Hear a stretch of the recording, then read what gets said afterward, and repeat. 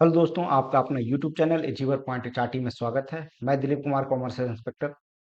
जैसा कि आप लोग देख रहे हैं, जो ग्रुप डी की जो बहाली नेक्स्ट आने वाली है, तो सब लोगों एस्पिरेंट का कंफ्यूजन बना हुआ है कि मिनिमम क्वालिफिकेशन क्या होगा। तो एक ने किन्हीं ने एक आरटीआई लगाया था, उनका जवाब आया है। उनका जवाब आज देखेंगे। उसके बाद आज हम लोग देखेंगे कि डीजी लॉकर जो है, डीजी लॉकर कि क्या समस्या उत्पन्न हो रही है, उस पे चर्चा करेंगे। उसके बाद जो फोटो से संबंधित अभी अखबार रेलवे में 8113 पदों पर वैकेंसी मोबाइल से ली गई फोटो लगाई तो कैंडिडेट का होगा आवेदन होगा रद्द। इस तरह की खबर चल रही है, तो इसमें कितनी सच्चाई है और क्या क्या हमको सावधानी बरतने की आवश्यकता है, तो आज हम लोग इस पे चर्चा करने वाले हैं। तो बारी बारी से देखेंगे। आईटीआई देखेंगे, उसके बाद डिजी लॉकर देखेंगे और फोटो देखेंगे। तो सबसे पहले हम लोग देख लेते हैं कि फोटो से संबंधित जो मुख्य बातें हैं उसमें क्या ध्यान देने की बातें हैं। सबसे पहले ध्यान देने की बात है कि जो आपका जो फोटो आप अपलोड कर रहे हैं वो ब्लर नहीं होना चाहिए। ब्लर होगा, आपका एप्लीकेशन रद्द हो जाएगा। पहली ये है। दूसरा है, आप कैप लगाकर फोटो ना खिंचवाएं। कैप लगा हुआ अगर आप फोटो अपलोड करते हैं तो वो भी रिजेक्ट कर दिया जाएगा। बैकग्राउंड की बात करें तो आपका जो बैकग्राउंड होगा, जो आपका फोटो होगा, उसका जो बैकग्राउंड होगा वो व्हाइट कलर का होना चाहिए। अगला है कि लाइट।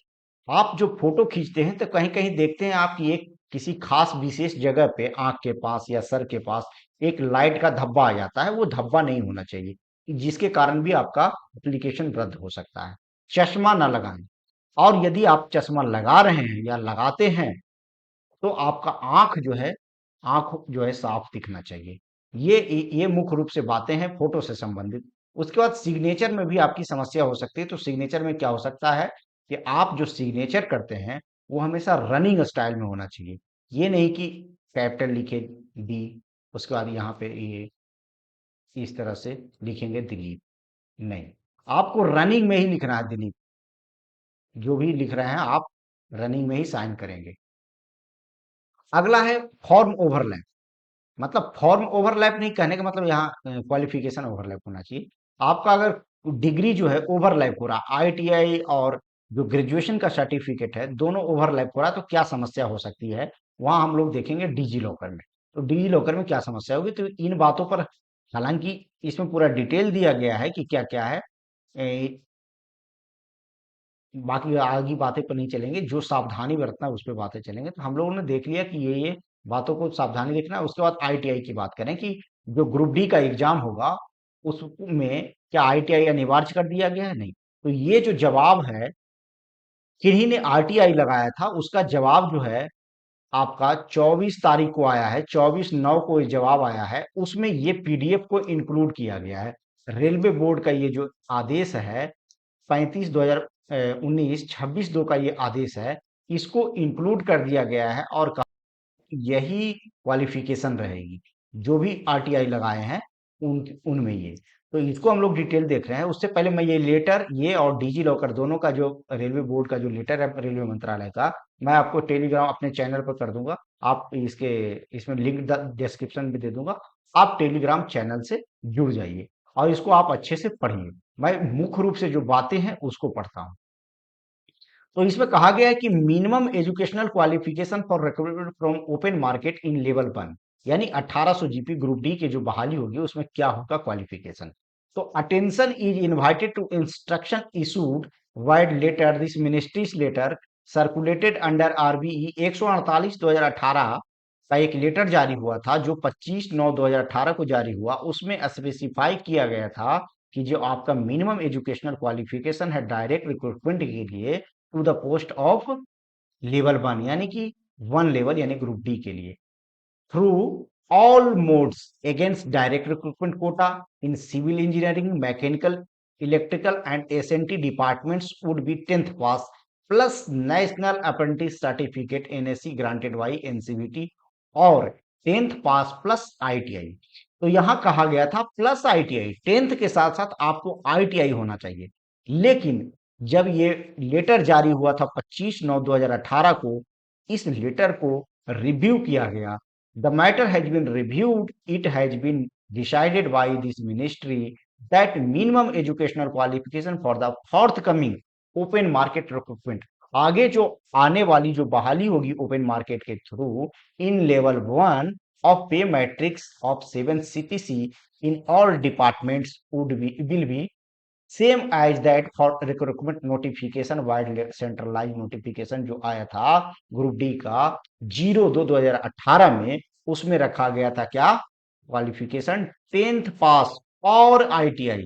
मतलब या तो आप 10th पास हो जाइए या आईटीआई। तो और में दिया गया था, यहाँ आपको 10th बेसिस पे ही कहा गया था। तो इसको रिव्यू करके क्या कह दिया गया था कि आप 10th पे भी आप अगला जो फोर्थ केवी ओपन मार्केट वाली जो बहाली आएगी आपकी बहाली होगी। तो यहाँ से जिन भाई ने भी ये लगाया था आरटीआई 24/9 को उसका जवाब आया है, उसके समक्ष में ये पीडीएफ को इंक्लूड किया गया है, जिसमें डिटेल रूप से बताया गया है कि ये है। उस हिसाब से ऐसा लग रहा है कि इस बार की जो भी बहाली आएगी आई ग्रुप डी की, उसमें आईटीआई अनिवार्य नहीं होगा। ये इंफॉर्मेशन निकल के आया है, मैं इसको अपने टेलीग्राम चैनल पर दे दूंगा, इसको आप अच्छे से पढ़िएगा। ये जो railway ministry of railway board का लेटर है, और इसको कवरिंग के रूप में साउदर्न रेलवे ने ये लेटर निकाला है। तो कवरिंग रूप में अपने जो भी उनके अंडर में साउदर्न रेलवे के अंदर में जो भी डिविजन्स आते हैं या बोर्ड आते हैं, उनको क्या है, सजेशन दिया है कि आप इसको फॉलो करें। ये लेटर निकाला गया है उसका ये है।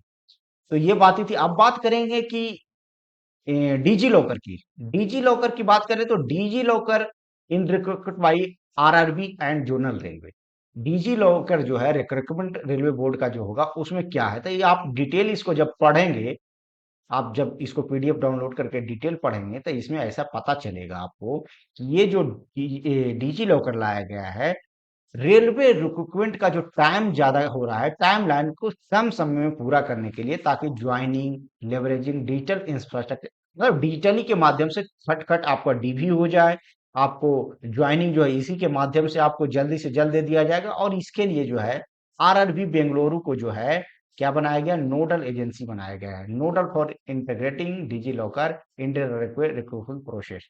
जो रिक्रूटमेंट प्रोसेस होगा उसके लिए इनको नोडल एजेंसी बनाया गया है। ये जो है RRB recruitment notice in March 2024 went live successfully, इसको जो है सक्सेसफुली किया गया है। बाकी आप पढ़ेंगे तो इसमें मुख्य रूप से जो 4 नंबर पॉइंट में आता है, इसको ए बी सी करके 3 मोड तक आपको बहुत इंपॉर्टेंट है, ये आपको ध्यान रखना।